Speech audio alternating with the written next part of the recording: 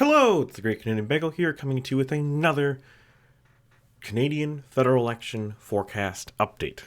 Now, I'm sure anyone who's following my channel or following Canadian politics at this point will have seen that really since February there has been, needless to say, a lot of drama in Canadian politics. There's lots of things that have happened.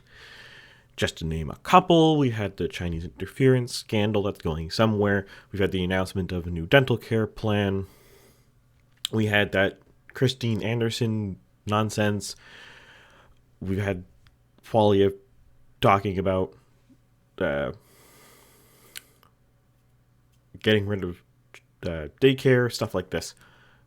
Which, by the way, is a good idea. It's a terrible program. There's been a lot of things.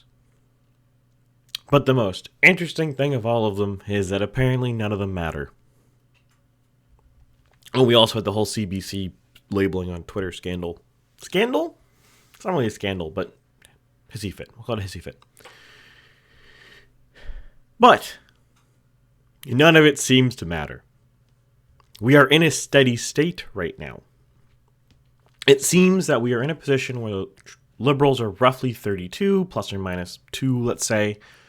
The Conservatives are about 36.4 on the dot. They haven't actually moved in months.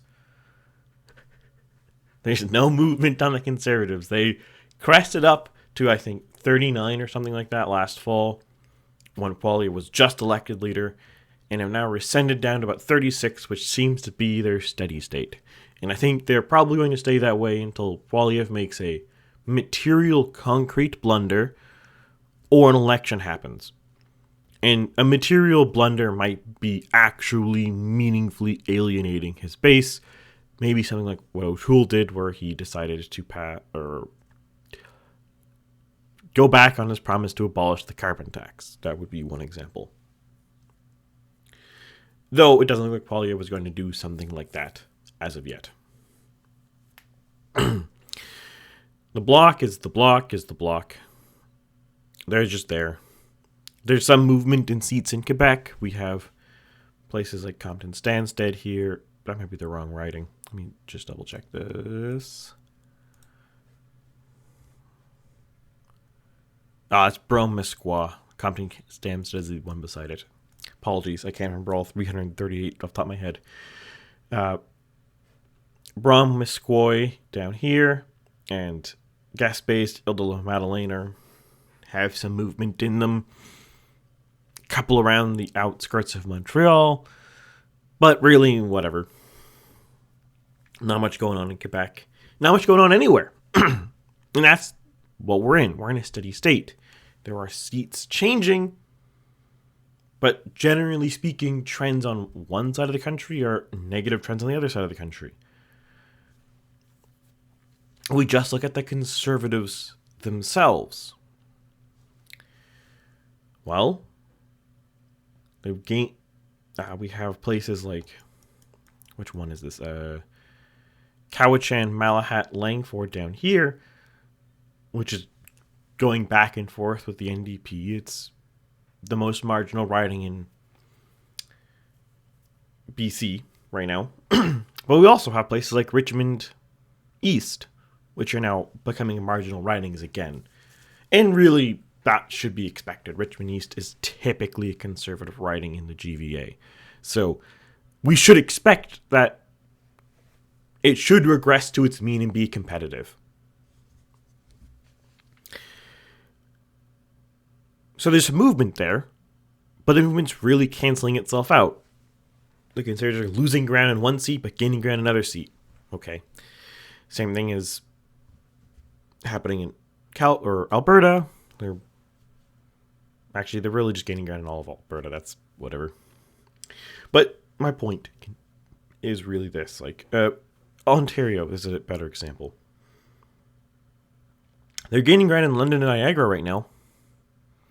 And maybe a little bit in York. But they've lost some ground in Northern Ontario. They've lost some ground in Kitchener-Guelph. Though I will note, going to my viewers, Kitchener Centre is back in the green column here, because I have changed some weighting for the Greens. This is not increasing my forecast on the amount of votes the Greens are getting. This is just changing how concentrated the votes are. I'm basically just saying the Green vote is more efficient right now. In Kitchener Centre specifically. So more of their votes in Ontario are in Kitchener Centre than they should be. Or my normal math would predict.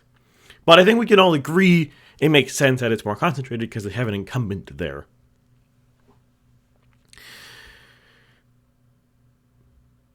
But yet, once again, we are in a steady state. Some other ridings that are moving around a bit. We have Sudbury Nickel Belt. We have Fredericton. We have Sydney Victoria. We have Labrador. Avalon. These are ridings that are moving, but they move back and forth and back and forth and back and forth. There's no obvious trend. There's no trajectory. Now, if we bring out overall data here of the last two updates, what do we have? Again, the Conservatives are just flat. They're flat. If we go back down to a whole third update, they're still flat. You can see here in Atlantic Canada, for example, the Conservatives have gained some ground and they lost some ground. The NDP are flat. The Greens have actually gained a decent amount of ground. But overall, not much is happening. The same story plays in the prairies. Same story plays in places like BC, Ontario. The only national trend that has occurred since March has been the Liberals lost about let's say 0.8, or maybe a point if you want to go a bit more aggressive. They've lost about 1 percentage point nationally. A lot of it to the Bloc, some of it to the Greens, and a little tiny, eensy little bit to the Conservatives. Eensy. We are in a steady state. And that might surprise you, because there's so many things seemingly happening. Just another one that I didn't touch on earlier. There was the Roxham Road controversy, once again, with the Bloc and the Conservatives being upset, and the PPC being upset about the illegal border crossing, which is one of the reasons the Bloc gained some ground. Like, some of these scandals have effects. Some of these big national issues have some effects. I would argue that the Timmins James Bay and Cowichan Malahat Langford have moved back NDP as a result of the NDP successfully getting dental care expanded by threatening the budget. Now, I have no direct evidence for that. This is just math swings in the model, but the math swings in the model say this. And this is my interpretation of them. And again, we really shouldn't be surprised that we're in a steady state. At the end of the day, when we boil it all down, we have all of these big things that are being discussed. But you know what's not being discussed in any meaningful detail, in any meaningful fashion? The things that are actually really bothering Canadians right now. Housing, cost of living, just being the two. They're not national issues. They're not national stories. We have all these ancillary stories, but we don't actually have a conclusion to them.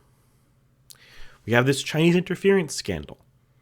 It's potentially a really big deal. It could be the end of Trudeau if we actually get to a result of it.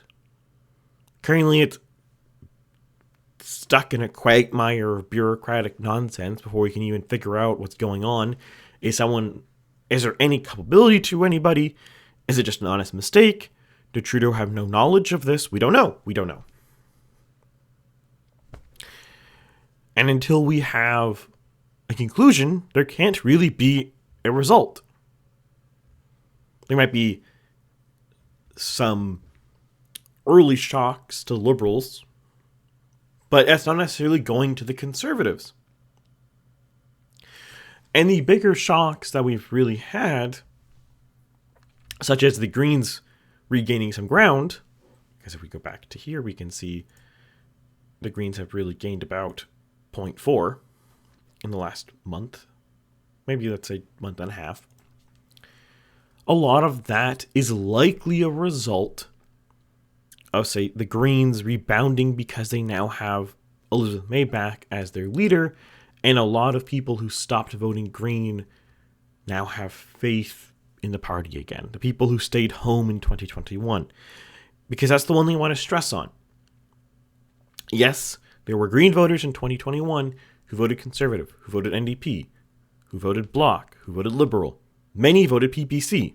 I think it's the largest subsection. But a lot of them stayed home. So a lot of these ones who stayed home are probably going to start coming out to vote again. So we should expect the Greens to gain ground. And some of the defectors to other parties, such as to the Liberals or the NDP, might come home. But really, that's the only major, I think, long-term movement. Everything else really seems fluctuation. Again, if we bring back this, we can see in seat-wise. Where are we going? Well, we've had a slight Liberal minority. That would be extremely unstable. Go to a slight Conservative minority, which would be extremely unstable, to a smaller Conservative minority. That would be extremely unstable. And if we want to go back to an even older update to February 26th, we had another unstable Liberal minority.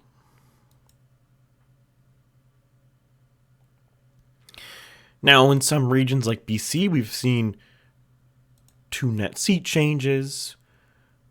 We've seen 1 gain for the Conservatives in Ontario in the last 2.5 months. The Liberals lost 3. Quebec is Quebec, so it's pretty flat. There's just some seats being traded back and forth between the Bloc and the Libs. And Atlantic is flat. There's not much happening. But that is not to say everything is dandy or everything is set. This is a really, really important thing I want to emphasize here. We can be in a steady state and we can have movement back and forth across the mean. And I will just be really clear. My model really tries to smooth out variations around the mean and stay on the mean. That's why if you look at 338, he has a lot more movement than me. My model tries to stick to the mean a lot. It smooths out the highs and it smooths out the lows. That's why in occasional circumstances I can get seats pretty weird. But my popular vote tends to be pretty good. Okay. So why is this expected? Well, not only are the issues and all of the scandals and debate right now being ancillary issues that the average person doesn't really care too much about. And no, I'm not saying people don't care about things like dental care. What I'm saying is it doesn't move them. It's not changing their vote decisions. People who wanted to vote Conservative are not going to vote Liberal because the Liberals passed or because they passed dental care. It might reaffirm the Liberal base. I'm not saying it's a bad governing or political strategy, but it's not going to move the needle. As is the same thing with things like the Christine Anderson scandal. It's not going to move the needle. In fact, almost no one has heard of it. Possibly some of you watching this video now might have just heard it. Things like Roxham Road, it moved the needle in Quebec, but the rest of Canada, who cares? Do you even know what happened? Maybe not. And we can go on and on and on and on with these things. But the reason why, more than anything else, that they're not moving, why there isn't movement and we should expect no movement, is precisely because we're between elections. There is no reason to have massive movement for now. There's a lot of bated breath and waiting as people are waiting and seeing what the platforms are, what's going on, who these people are. A lot of people are not paying attention yet because of the aforesaid kitchen table issues, which are a big deal. Cost of living, housing, these are very, very big. Just anecdotally, many of my friends physically cannot buy a house. It's not because they don't have money. It's not because they don't have good jobs. They physically do not earn enough money to qualify for a mortgage. It's impossible. They literally can't do it.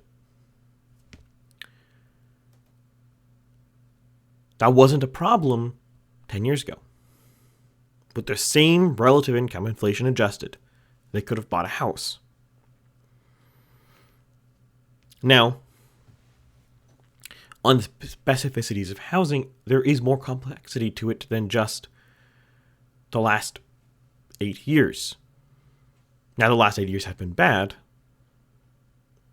but it's more complex than that. If you want to see more discussion on that, let me know in the comments below, and I can actually probably do a more proper discussion of why we have a housing crisis, what the actual reasons are, and not the political or the emotional reasons, but the actual concrete things. If you want that, I can do it. Just let me know and I can do it in a future video. But for now, I will not get into this because it is too complicated to touch here. But this is very, very, very, very important. These issues that people really care about aren't really being addressed right now. And they really can't be addressed. Because let's picture this from the perspective of Singh. You are Singh. You want to help people with housing, let's say. Well, what can you say? Well, you can say, we should build 500,000 social housing units or something. Great. No one cares. Why does no one care? Not because they don't want housing. They want housing. They want cheaper houses. The reason why no one cares is Singh can't do anything about it right now. Now, if we have an election, say this fall, which would be really the earliest time we could have an election here, I will be very clear. I don't think it will happen. Do not count on an election this fall. It's not happening. Almost certainly. But it's the closest, earliest time we could get one. If we were having one this spring, it would have been with the budget. But now we are a month out from the budget. Once again, another thing that happened that had no impact on actual politics. Since we are a month out of the budget, it's not happening. The only time we could reasonably have an election would be May-ish. And I think Trudeau actively wants Smith to win in Alberta, so I don't think he would try to do that. I could be wrong, but I would be very surprised. So, we are in a situation where you really can't move the needle. We're really waiting for a campaign. And a campaign could be everything. Because right now we have a narrow conservative minority on paper. We could say 178 with the Bloc, because the Bloc usually votes with the Conservatives on most issues. It's really guns, lesser extent abortion, because the Conservatives don't really push abortion themselves, are really the only two things the Bloc doesn't support. But the thing with guns is pretty much every gun regulation that Conservatives want to do can be undone by executive order, so whatever. The powers and drawbacks of legislation by pen as opposed to committee.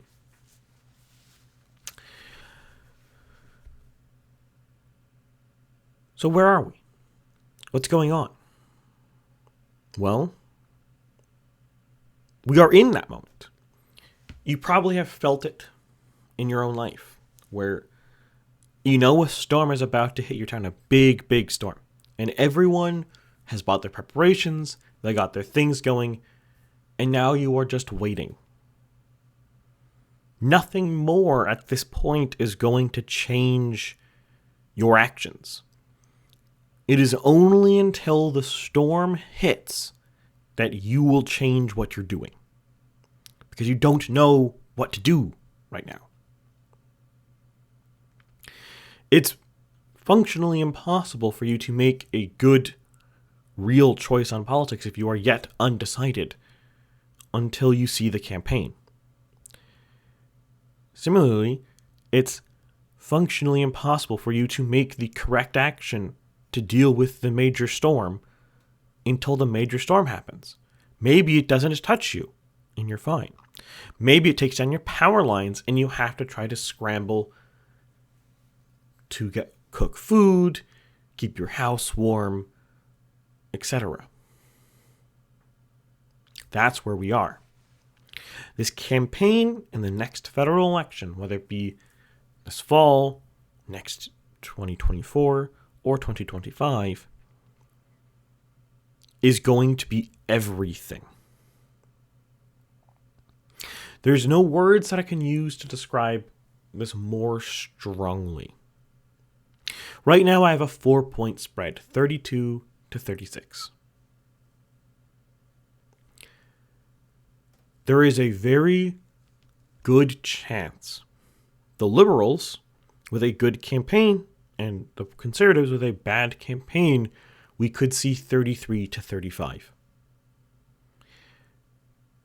And we shouldn't be surprised by that. We could even see 33 to 34. I don't think we could get much lower than that. 34% is really the floor of the conservative base at this point. But we could easily see somewhere in that frame. And we wouldn't be surprised or shocked if that happened, because it's already happened twice.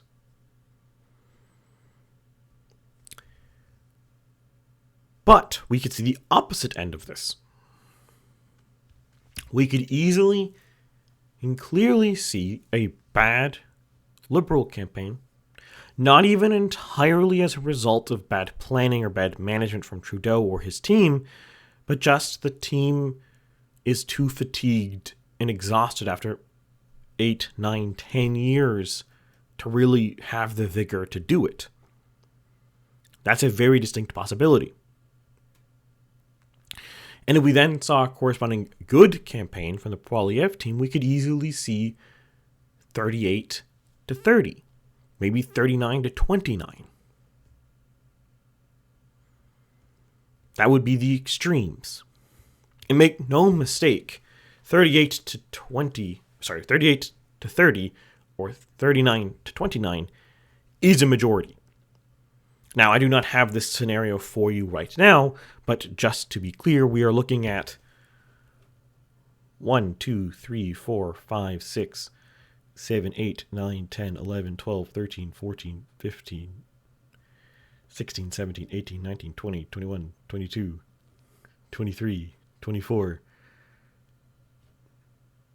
That's easily 24 seats right there, 25, 26, 27, 28. Oh, we have 28 seats. You know what that means? You know what 28 seat pickup means? That's a majority. See my point. All of those seats and more, I think it'll probably be around 180-ish. With that kind of swing, you would see an easy majority. Conversely, if you saw 33 to 34, you'd have kind of the inverse of this.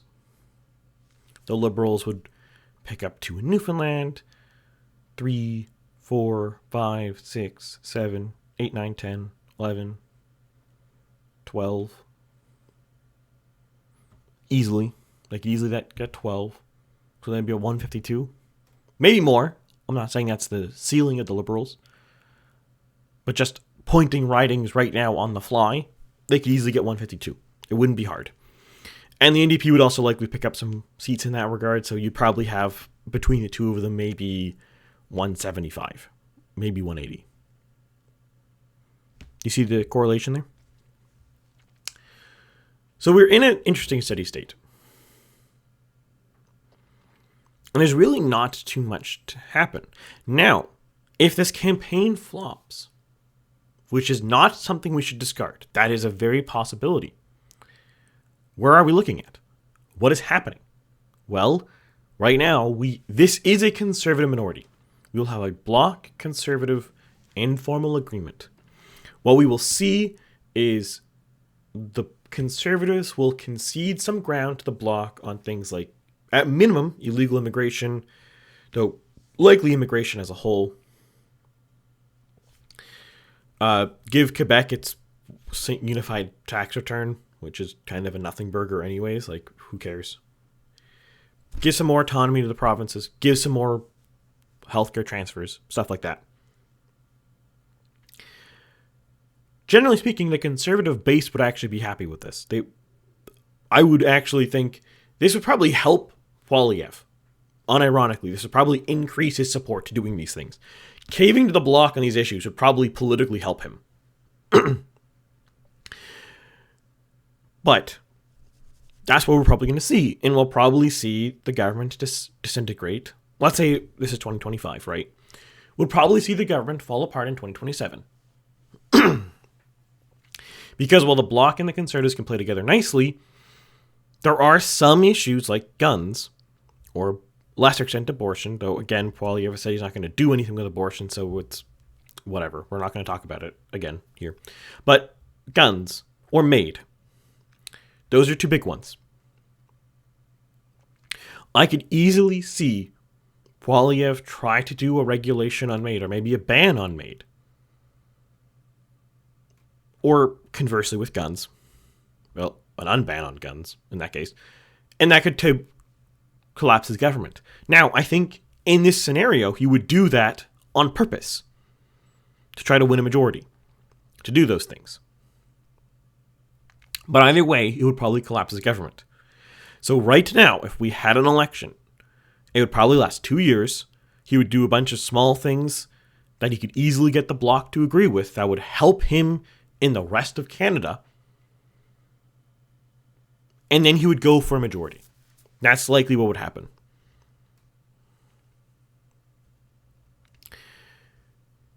Now, then we add some wrinkles to this. If Trudeau stays on, which is possible, just because you've lost an election as the incumbent prime minister doesn't mean you must resign.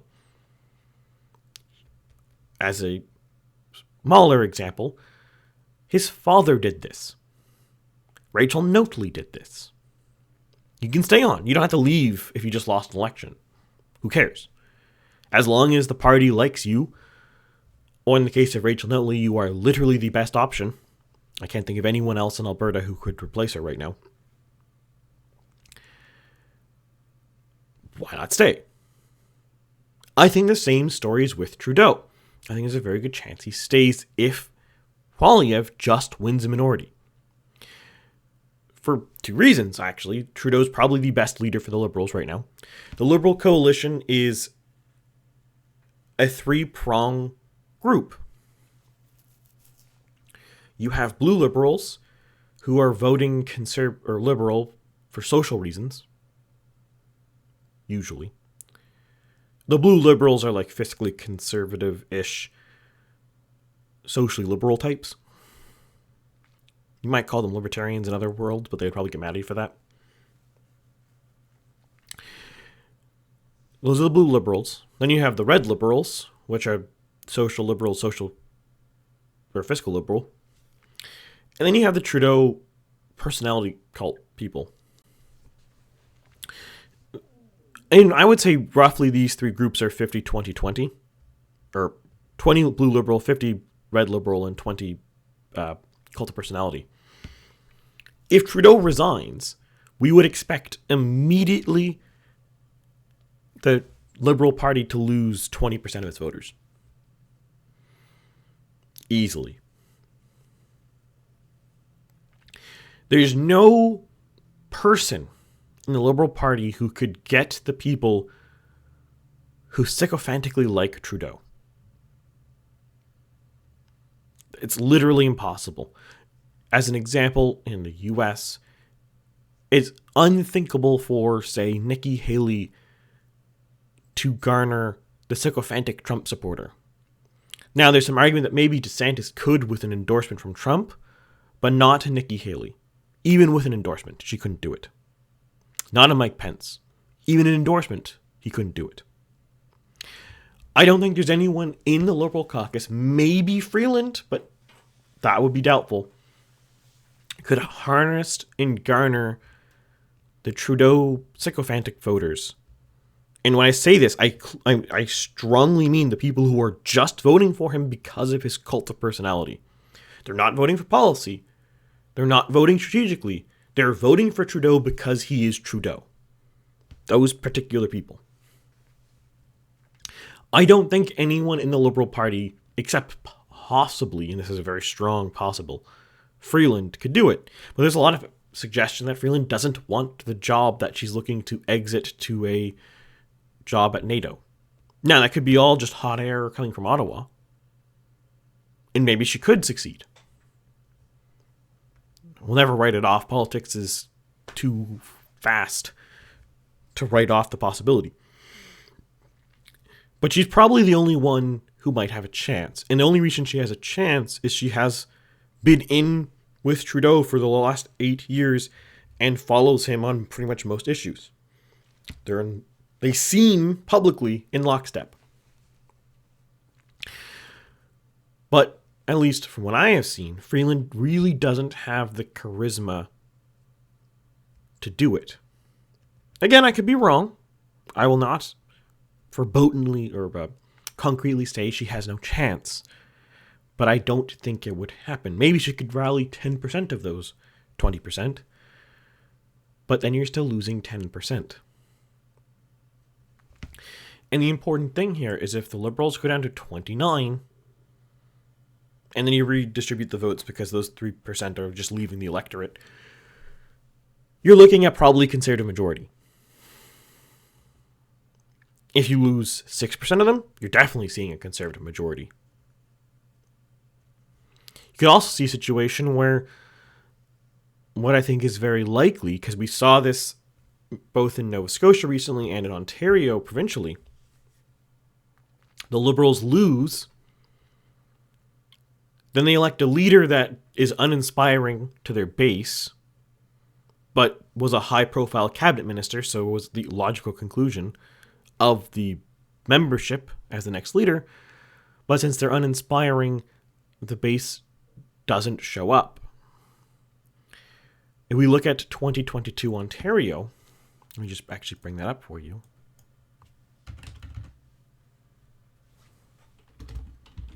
Bear with me. We look at this, and we go down to results. Let's see, can I get a better section of the results? Here we go. So notice here, there's about 1 million Liberal voters. Cool. Great. Fantastic.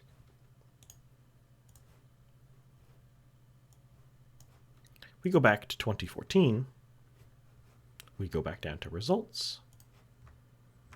We go down to this table. There's 1.9 million Liberal voters, 1.5 million Conservative voters, and 1.1 million NDP. What's in 2022? 1.1 million NDP, 1.9 million Conservative. So we could easily say 400,000 might have switched over let's say that. I think that's wrong, but let's say that's what happened. Then we have still 300,000 Liberal voters who didn't show up. They stayed at home.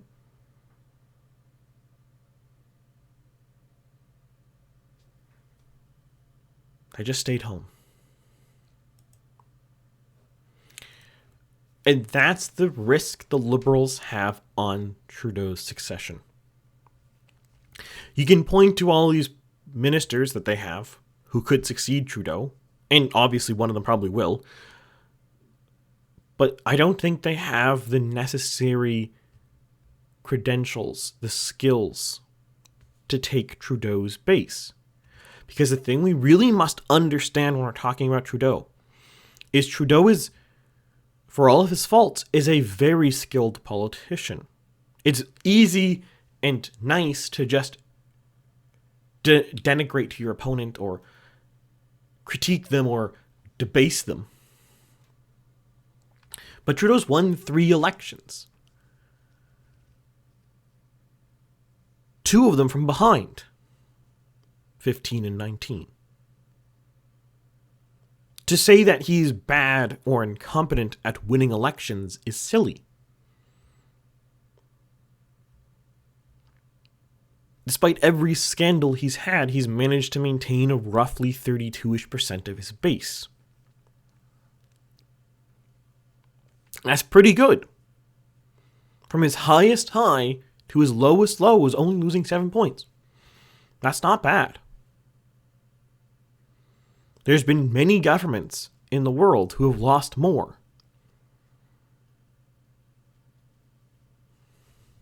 Harper lost 8.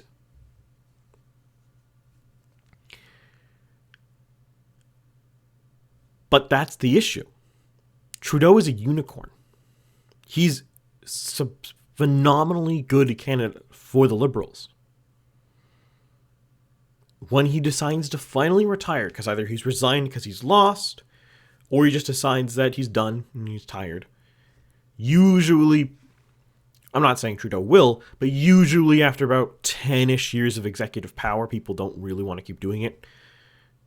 It's a lot of toll on your body. It's a lot of toll on your health. It's exhausting running the executive.